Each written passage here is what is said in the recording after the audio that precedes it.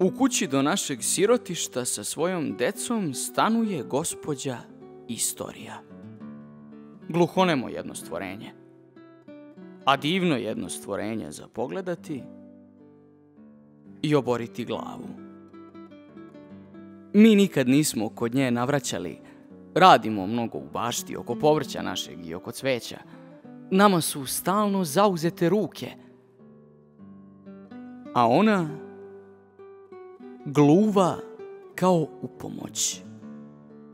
Ni ona kod nas nikad ne dođe, samo nam ponekad pošalje nekog od svojih da nas upita koliko je sati, a mi joj cveće pošaljemo.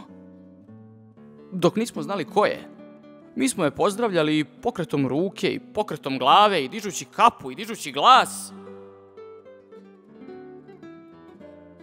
Ona nije nas. Mi smo se ipak smeškali i obarali glavu. A uvek, kada kopamo u bašti oko povrća našeg i oko cveća, mi provirujemo. A što ne vidimo, to prisluškujemo. A s druge strane posvojčad njena šumno mljacka, a ona umorno reži. A glas joj kao u gavrana onoga dana. Kad ona nekud pođe, onakva kakva je, visokih kolena, nepotrošiva, a zubi joj kao lešnici od šećera.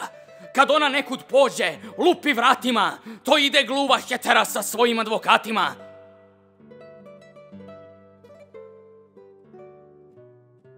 A mi se samo smeškamo.